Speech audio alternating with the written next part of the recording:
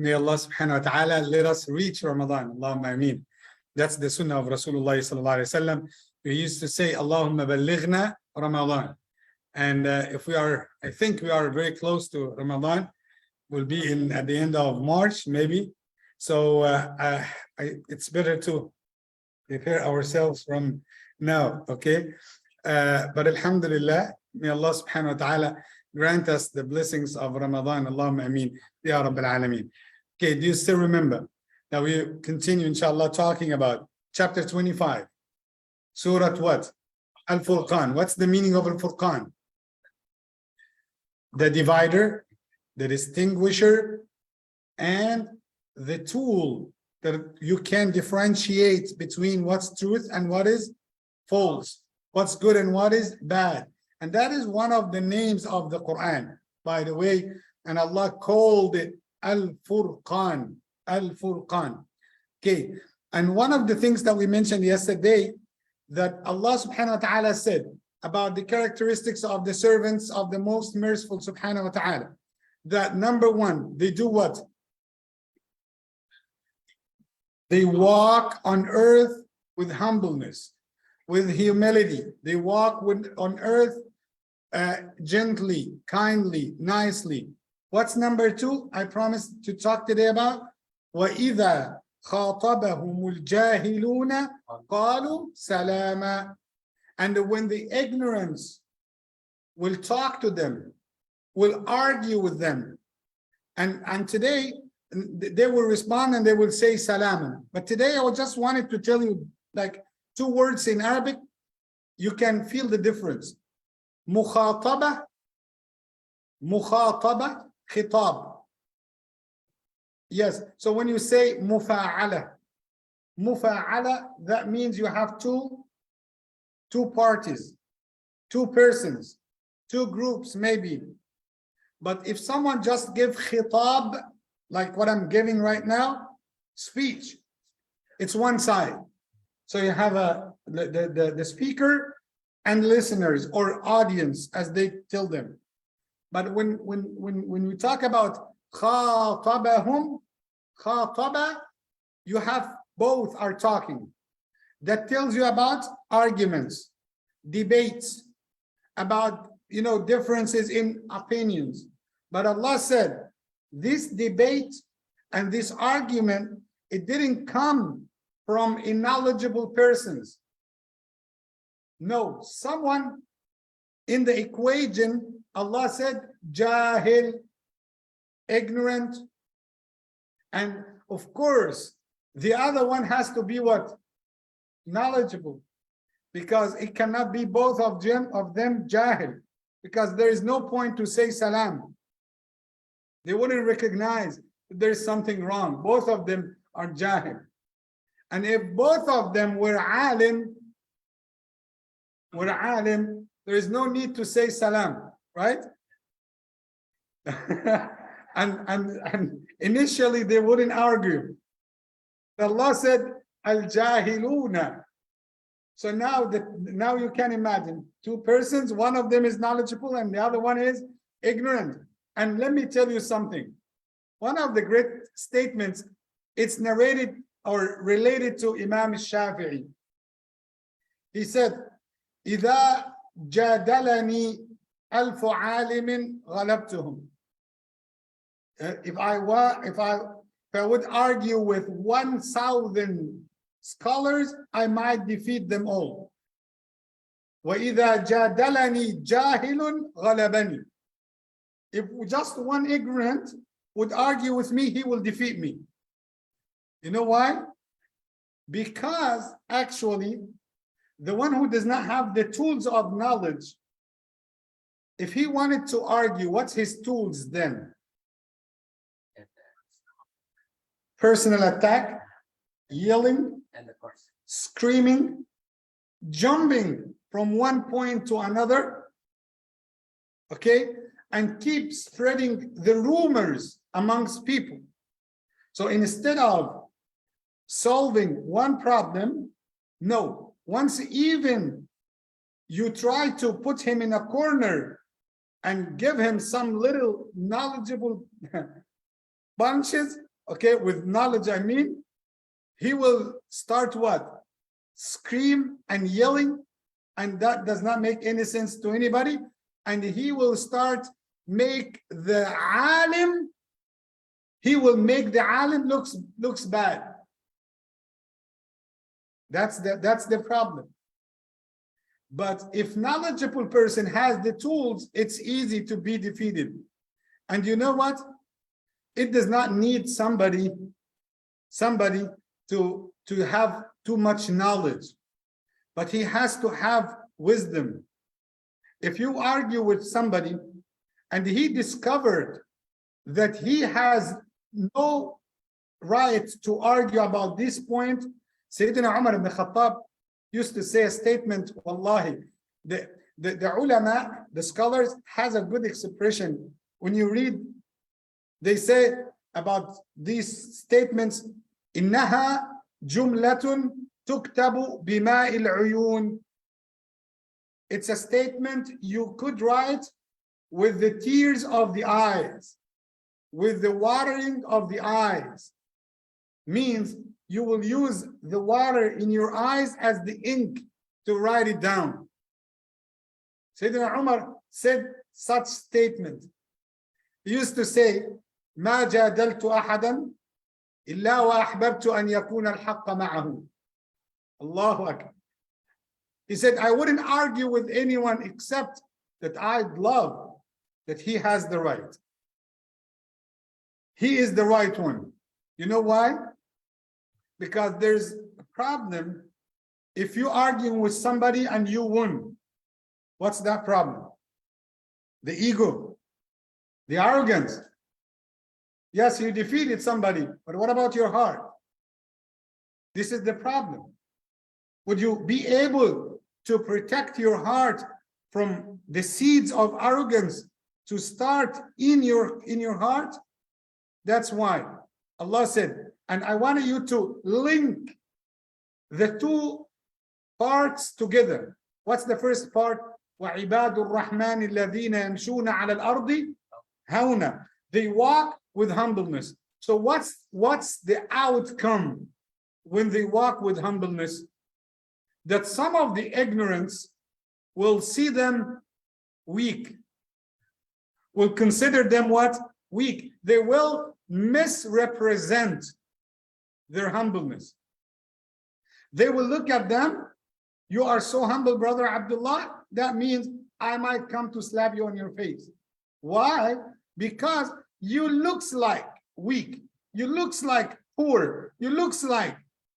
But if the person who is looking to you and he started to think, oh, that person has his own dignity and honor, the honor and dignity of Islam, but he is following the footsteps of Rasulullah, then you will realize that he is one of the righteous servants of Allah.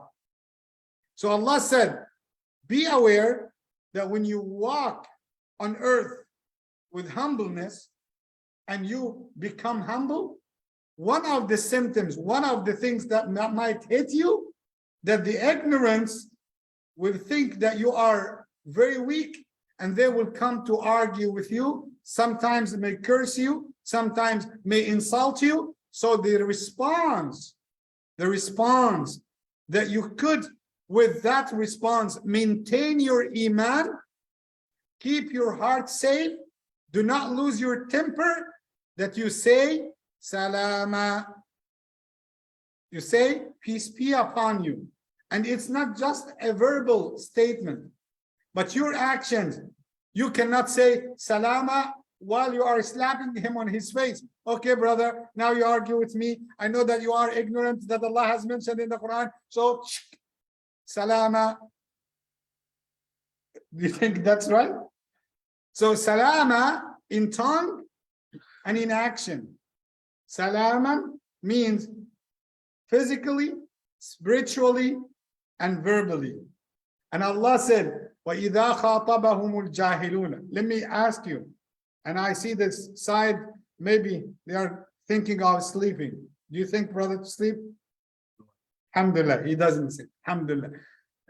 When you say al-jahiluna, who is the one in the history that you remember him quickly? Abu Jahl, right? Abu Jahl. That's the most famous one when we come to talk about ignorance. Abu Jahl, he is the enemy of Rasulullah sallallahu alaihi wasallam. But do you know his original name?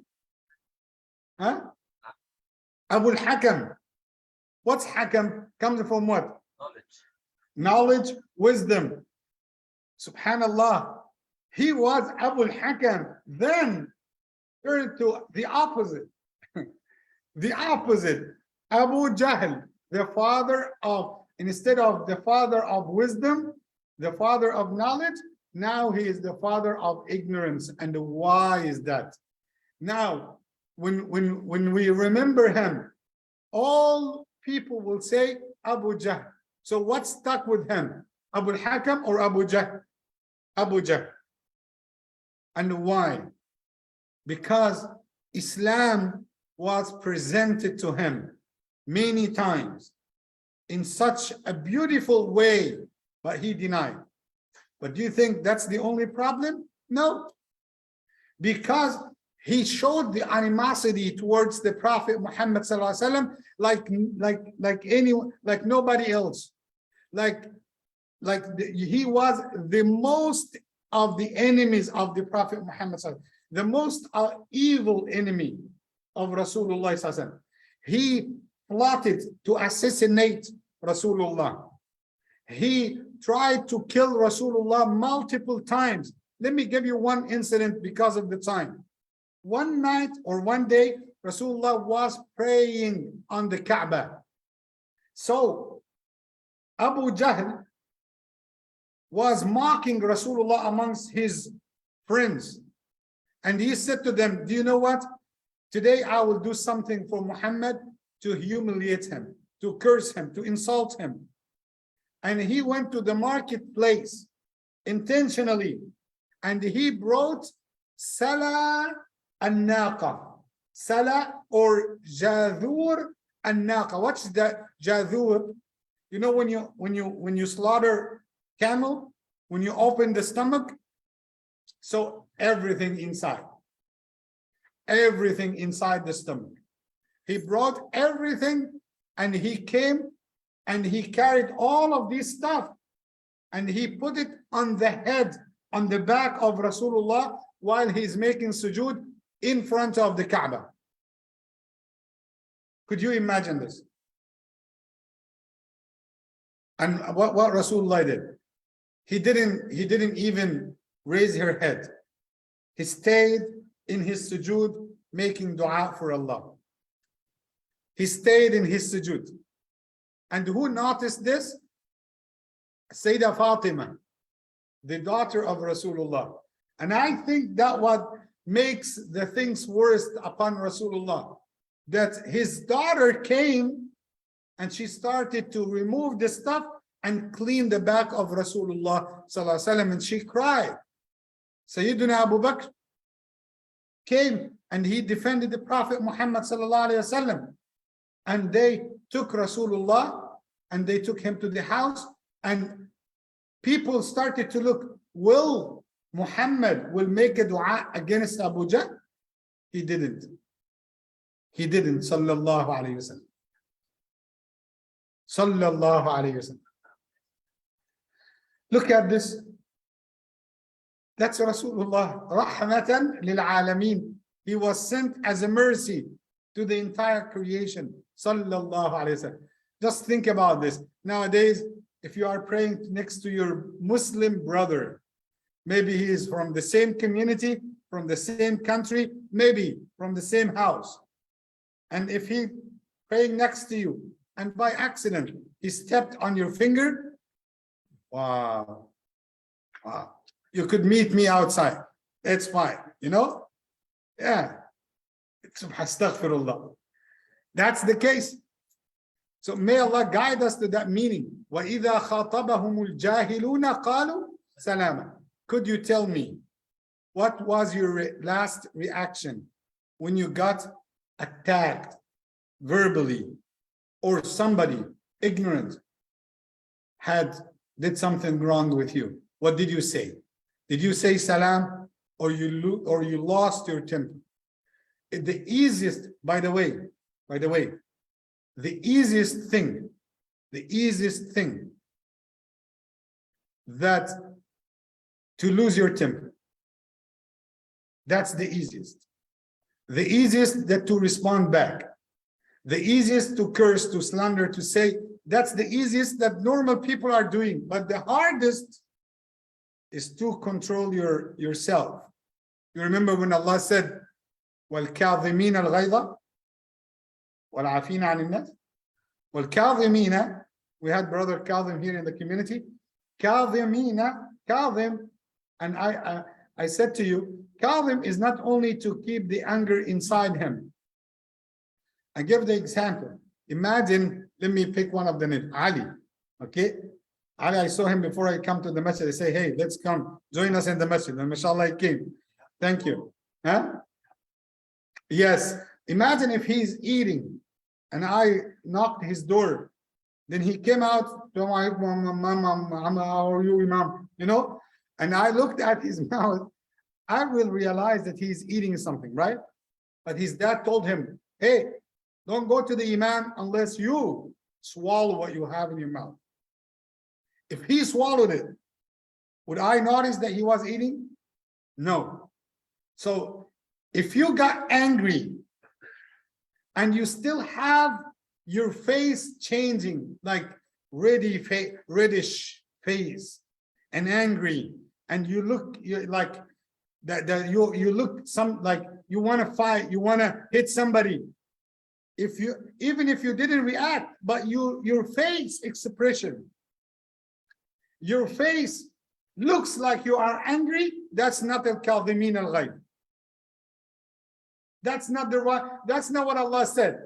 Wal-kadhimin al-ghayb is to get the anger and swallow the anger. Even on your face, people wouldn't recognize that you are angry.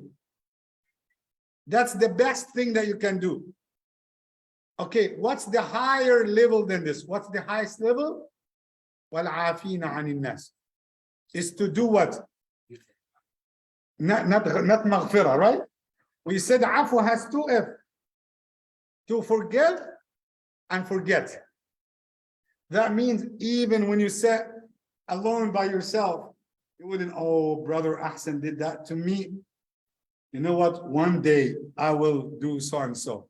If you'd said that between you and yourself, like in your chest, if you talk to yourself like this, that means you did not forget. So Allah said, swallow your anger. That's the first thing. The highest level is to forgive and forget what he did for you. That means you do not have, I told you that statement. I said, if I passed away, if something happened to me, convey that statement out of me. The heart of the believer has no space for hatred or grudge. Take it as a rule of thumb in your life. The heart of the true believer has no space for hatred. When you put your head on the pillow, I forgive everyone. I have no problem with anyone. Who could do that? Very few people, to be honest. Very few people. So Allah said, when you got to come to the debate, argument with the ignorant, do not continue. Say what? Salama. Sayyidina Ibrahim did that, by the way. When he started, his father started to argue with him about worshipping the idols. What did he say? He said, Salamun alayka, sa'astaghfiru laka rabbi, innahu kana bi hafiyya, wa a'tazilukum, wa ma tad'una min dunillah, wa ad'u rabbi, asa an la akuna bi du'a'i rabbi shaqiyya. That's his statement. Once he reached to the point that there is no coming back, he said, Salamun alayk. My father, peace be upon you, I will ask Allah to forgive your sins. That's it. It's very easy. So be aware of the ignorance. Be aware when we say ignorance, that's not insulting. That's a description. That's not a bad word. That's not a curse.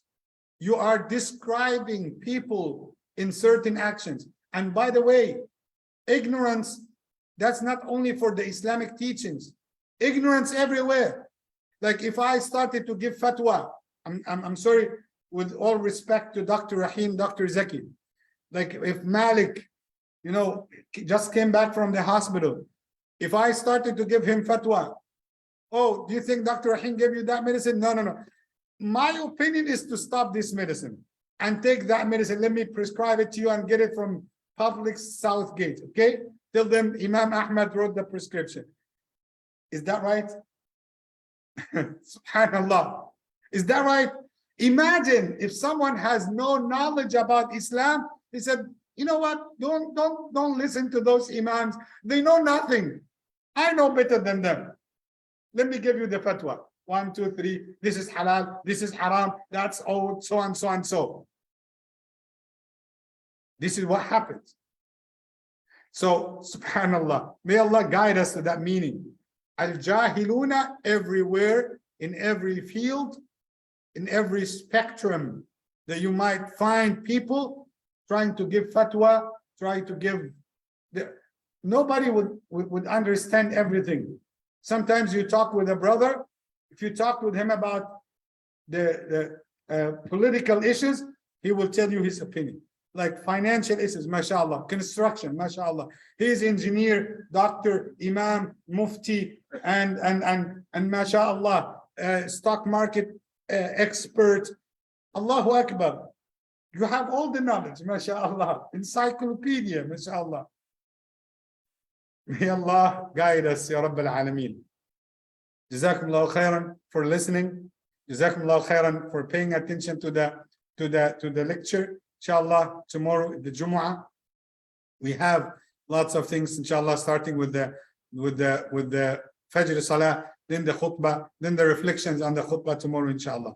Next week, inshallah, we'll continue the characteristics of the servants of the most merciful. May Allah make us amongst those people. Allahumma ameen. Ya Rabbil Alameen. Jazakumullahu khairan. Barakallahu feekum. Wassalamu alaikum wa rahmatullahi wa barakatuh.